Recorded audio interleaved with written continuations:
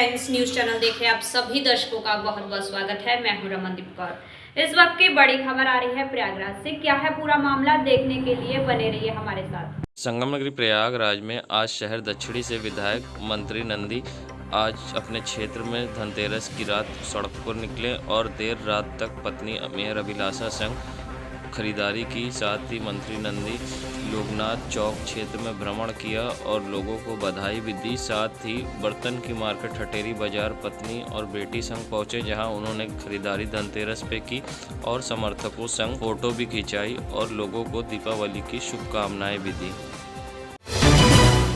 संगम नगरी प्रयागराज के त्रिपुलिया स्थित हनुमान मंदिर विगत 50 सालों से हनुमान जन्म उत्सव भव्यता के साथ मनाया जाता है। पिछले 2 साल से कोरोना के कारण शोभा यात्रा नहीं निकाली जा रही थी, लेकिन इस बार पुनः गाजे बाजे के साथ शोभा यात्रा निकाली गई, जो शहर के कई चौराहों से गुजरी। शोभा यात्रा में बैंड बाजे, आकर्षक झांकियों के साथ हनुमान जी चले। जगह जगह भक्तों ने उन्हें पैर छूकर आशीर्वाद दिया। तो वहीं संगम पर भी हनुमान जी की पूजा अर्चना भव्यता के साथ हुई। संगम पर लेटे हुए हनुमान जी का बहुत ही बड़ी महिमा है और सुबह से ही वहाँ श्रद्धालुओं का तांता लगा हुआ है दर्शन करने के लिए। हनुमान जी का आज जन्मोत्सव है और मतलब पूरे नॉर्थ में आज ही के दिन मनाया जाता है और यहाँ पे करीब 80 साल से शोभा यात्रा निकालने की परंपरा है। उस समय बड़े छोटे पैमाने पे निकलती थी, अब ये बड़े पैमाने पे हो गई।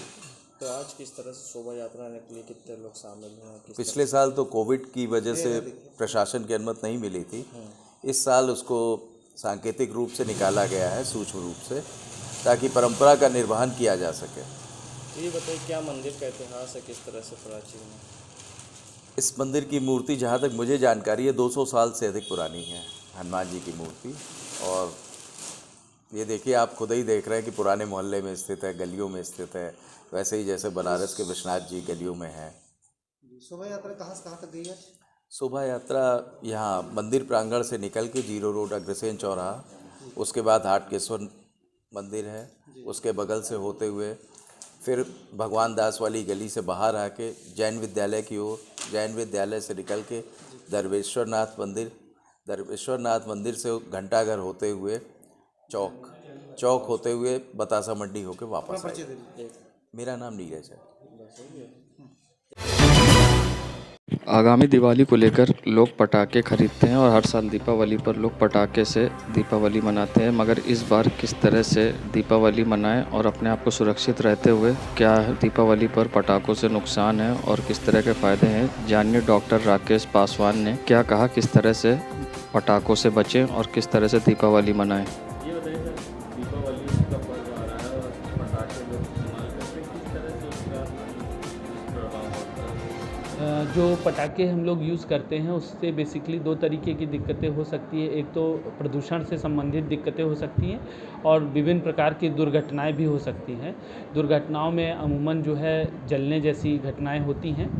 तो कोशिश ये करनी चाहिए कि जो भी छोटे बच्चे हैं उनको बड़ों के सुपरविज़न में हम इस तरीके की चीज़ें यूज़ करने के लिए दें और साथ ही साथ इस तरीके के पटाखे या दूसरे चीज़ यूज़ करें जिससे जलने की संभावना कम से कम हो।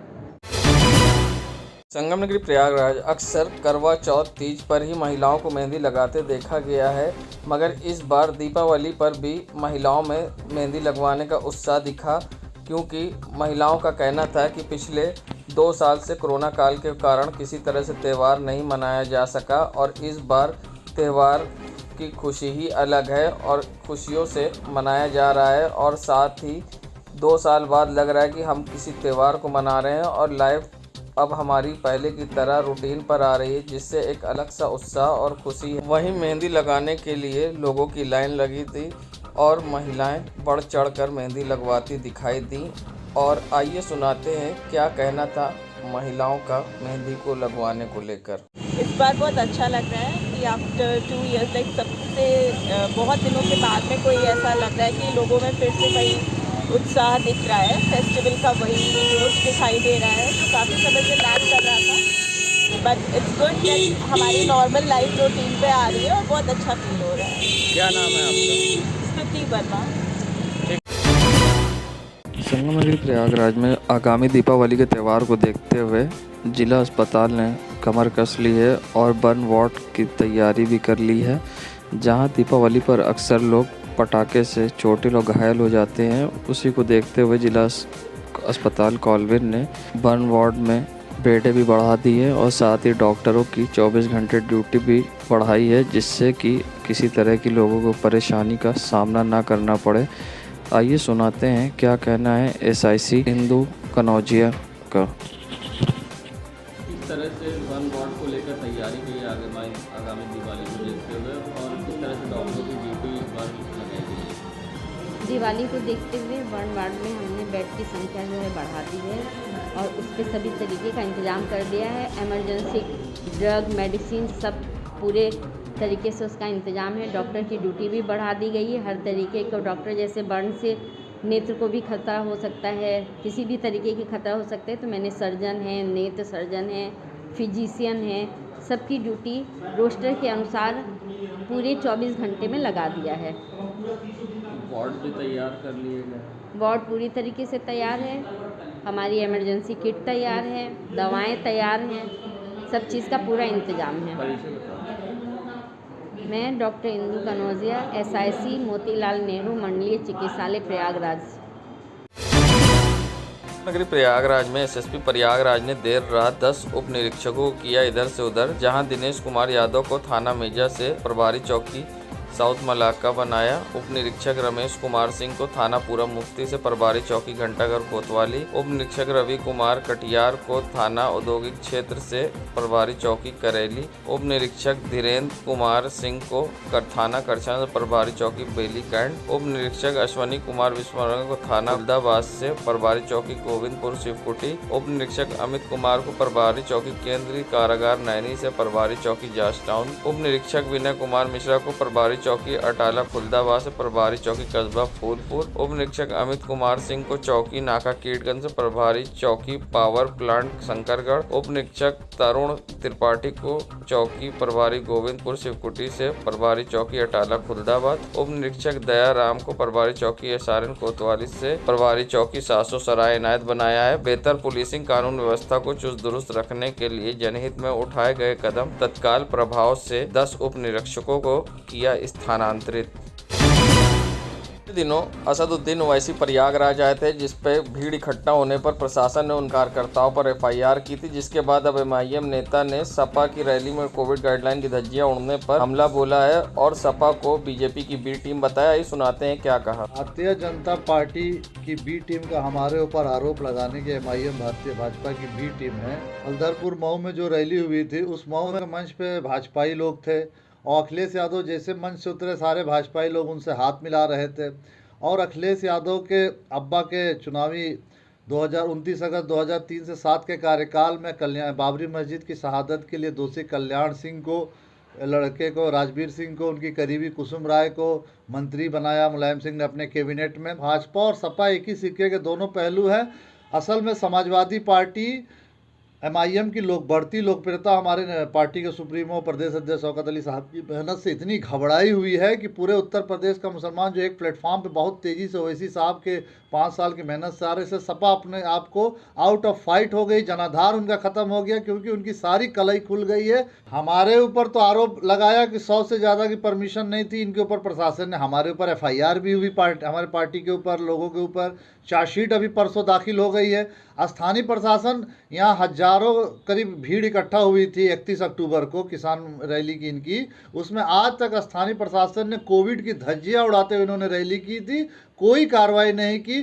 समाजवादी के तमाम रैलियां हो रही, भारतीय जनता पार्टी के तमाम कार्यक्रम हो रहे, किसी कार्यक्रम में इनके ऊपर FIR, क्योंकि इसमें हजारों लाखों की तादाद और हमारी रैलियों के ऊपर उंगली उठाते हैं क्योंकि हमारी लोकप्रियता से उत्तर प्रदेश में उनके ये एक्सपेक्टेड नहीं कर रहे थे कि इतनी बड़ी रैली इनकी मुजफ्फरनगर, मेरठ, प्रयागराज, तमाम इलाहाबाद, तमाम जगह होगी। हमारी बढ़ती लोकप्रियता से कि पूरे उत्तर प्रदेश की आवाम ने अब मन बना लिया कि पतंग निशान पे MIM के विधायकों को ज़्यादा से ज़्यादा विधानसभा भेजने का।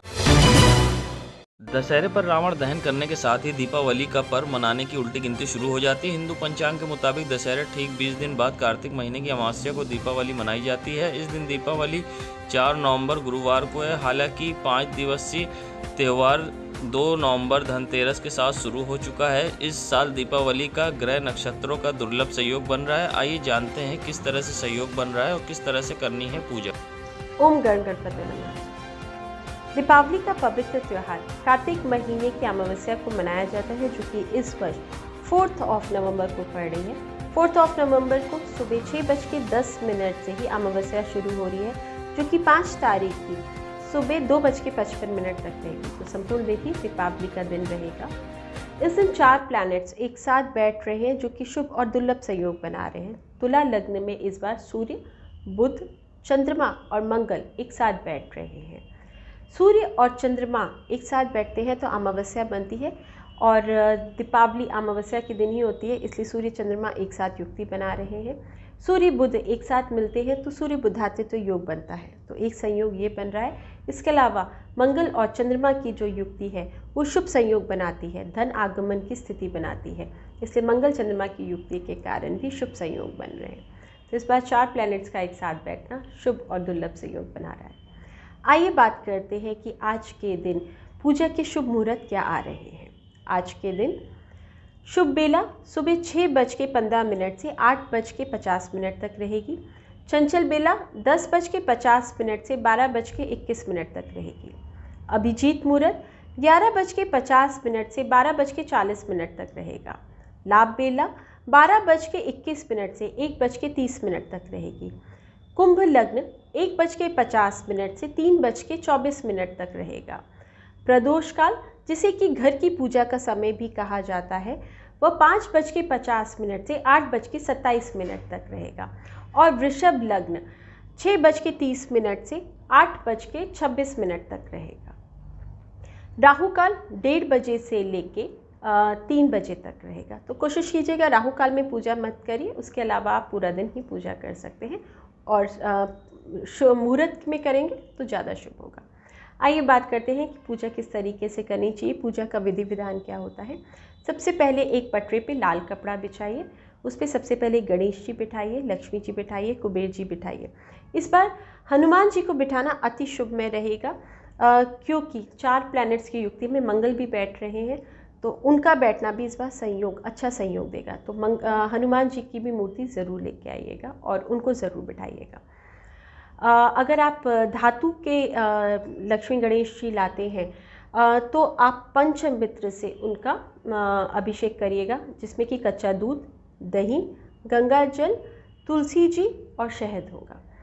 और अगर आप मिट्टी के गणेश लक्ष्मी जी लाते हैं तब भी इनसे जो है उनका छिड़काव या उनका स्नान ज़रूर कराइएगा। इसके बाद उनको वस्त्र पहनाइएगा, फूल चढ़ाइएगा, फल चढ़ाइएगा, लाई, लावा और खिलौने चढ़ाइएगा। और आप माता रानी को हल्दी और कुमकुम अक्षत के साथ जरूर चढ़ाइएगा, जिससे माता रानी अति प्रसन्न होती है। इत्र ज़रूर माता रानी को चढ़ाइएगा, माता रानी को इत्र अति प्रिय है और उससे वो बहुत प्रसन्न होती हैं। और इसके अलावा मिठाई का भोग लगाइएगा, मेवे का भोग लगाइएगा। और सबसे पहले गणेश जी का आगमन करिएगा, उनका ध्यान कीजिएगा। उसके बाद माँ लक्ष्मी का ध्यान कीजिएगा, बजरंग बली का ध्यान करिएगा। सबका ध्यान करने के बाद उनसे उनका आशीर्वाद प्राप्त करिएगा दिल से और श्रद्धा के साथ उनका ध्यान करिएगा। माता रानी अति प्रसन्न होगी। इन्हीं शुभकामनाओं के साथ कि माता रानी आपके घर आए, गणेश जी का आशीर्वाद आप पे प्राप्त हो, माँ लक्ष्मी का आशीर्वाद प्राप्त हो, इन्हीं शुभकामनाओं के साथ मैं पंडित शिप्रा सदेव आपसे विदा लेती हूँ। एक मंत्र है, ये मंत्र माँ लक्ष्मी को अति प्रिय है। अगर आप इस मंत्र का उच्चारण करते हैं तो ये मंत्र से माता रानी अति प्रसन्न होती है। वो मंत्र है ओम महालक्ष्मी विद्महे विष्णु प्रिय धीमहि तन्नो लक्ष्मी प्रचोदयात्। ये मंत्र का उच्चारण ज़रूर करिएगा। माँ लक्ष्मी की कृपा दृष्टि आप पे ज़रूर बरसेगी। माता रानी का आशीर्वाद आप पे बरसे। ओम नमः शिवाय। शिव जी सदा। संगम नगरी प्रयागराज। दीपावली से पहले प्रयागराज की महापौर अभिलाषा नंदी गुप्ता ने प्रयागराज वासियों से अपील की है। आइए सुनाते हैं क्या कहा उन्होंने अपनी अपील में। नमस्कार, मैं अभिलाषा गुप्ता नंदी, महापौर प्रयागराज। सभी भारतवासियों को, सभी प्रयागवासियों को ढेर सारी दीपावली की शुभकामनाएं। ये दीपावली आपके लिए माँ लक्ष्मी का वरदान हो। जो भी कामना माँ लक्ष्मी से आप करें माँ लक्ष्मी उसे पूर्ण करें। मेरा आप सबसे अनुरोध है, इस दीपावली पर एक दीपक सरहद पे जो हमारे जवान हैं उनके लिए, जो हमारी सुरक्षा कर रहे हैं, उन डॉक्टर्स, उन वार्ड बॉय, उन नर्सों के लिए जिन्होंने इस कोविड काल में हमारी सुरक्षा की, उन सफाई कर्मचारियों के लिए जिन्होंने अपनी परवाह न करके हम सब के लिए काम किया। एक दीपक उनके उत्साहवर्धन के लिए अवश्य जलाएं। मेरा आप सब का सहयोग ही उनके उत्साह को बढ़ाएगा और हमारे देश को आगे बढ़ाएगा। जय हिंद, जय भारत। संगम नगरी प्रयागराज आगामी दिवाली के त्यौहार को लेकर जहां लोग उत्साह से त्यौहार मनाने में जुटे हैं, तो वहीं अब देसी दियों की दुकान पर भी सन्नाटा पसरा दिखाई दिया, जिससे दुकानदार काफ़ी निराश थे। उनका कहना था कि चाइनीज़ सामानों पर रोक लगनी चाहिए। हम लोग जितनी कोशिश कर रहे हैं मगर चाइनीज़ सामानों पर रोक न लगने के कारण हमारी बिक्री नहीं हो पा रही है। और साथ ही उन्होंने मदद की गुहार भी लगाई है और आप सुन सकते हैं किस तरह से उनको परेशानी का सामना करना पड़ रहा है रोज़ी रोटी के लिए। क्या कहना है कुम्हारों का, आइए सुनाते हैं आपको। इस तरह दीपावली पे सेल नहीं है, एकदम लो सेल है और बिक्री हो नहीं रही है। यहाँ पे बैठे हैं बस। सुबह से कुछ बिके दी है? अरे सुबह से वही 300-400 रुपये बेचे बस जो उम्मीद थी उस तरह से कुछ नहीं। क्या नाम है? आनंद कुमार प्रजापति। भैया कोई सेल नहीं है, हिसाब से मार्केट होनी चाहिए, उस हिसाब से मार्केट है नहीं। चाइना का माल पूरा एकदम ख़राब कर दिया है और हम लोग बहुत ज़्यादा परेशान हैं। सरकार से क्या मदद मांग करेंगे? सरकार से यही मदद मांग रहे हैं कि थोड़ी दुकानदारी अच्छी हो जाए, थोड़ा सा हम लोग का भी थोड़ा सहयोग करें, चाइना के माल पर रोक भी लगाएं, यहाँ की थोड़ी दुकानदारी सेल बढ़े। चाइना के वजह से बहुत ज़्यादा लो हो गई है दुकानदारी। क्या नाम है? मेरा नाम मोन्टू कुमार सोनकर है। संगम नगरी प्रयागराज हनुमान जयंती पर आज शहर दक्षिणी से विधायक और यूपी के कैबिनेट मंत्री नंद गोपाल गुप्ता नंदी ने हनुमान मंदिर पहुंचकर बताशा मंडित स्थित पूजा अर्चना की और वहां पर हनुमान जी की आरती भी की। भव्य आरती करने के बाद मंत्री नंदी ने पंडित जी से आशीर्वाद भी प्राप्त किया और इस मौके पर उनके समर्थकों की भीड़ भी दिखाई दी। तो वहीं मंत्री नंदी ने वहां पर आए श्रद्धालुओं को प्रसाद भी बांटा, मगर कोविड गाइडलाइन का पालन करना भूल गए। जहां आप देख सकते हैं किस तरह से लोगों की भीड़ है। मंत्री जी खुद बिना मास्क के हैं और वहां पर श्रद्धालुओं की भीड़ लगी है। ना चेहरे पर मास्क है, ना सोशल डिस्टेंसिंग। कोविड गाइडलाइन का पालन करना खुद यूपी कैबिनेट के मंत्री भूल गए। और सबसे बड़ी बात, इसी तरह से आयोजन होता रहा तो फिर प्रयागराज कोरोना की चपेट में होगा। संगम नगरी प्रयागराज की सड़कों पर फिर से दीपावली से पहले बाज़ारों में दिखा जाम, क्योंकि सड़क किनारे अवैध तरीके से गाड़ियां खड़ी हैं और नो पार्किंग जोन में गाड़ियां लगी होने से भी सड़क पर जाम लगा हुआ है, जिससे आने जाने वाले लोगों को परेशानी का सामना हो रहा है। और यातायात पुलिस बनी अनजान। बता दें ये जॉनसनगंज का नज़ारा, जहां आप देख सकते हैं सड़क पर गाड़ियां खड़ी हैं और आने जाने वाले लोगों को परेशानी का सामना करना पड़ रहा है और यातायात पुलिस बेखबर। देश दुनिया की खबरों के लिए world media times news channel को सब्सक्राइब करें।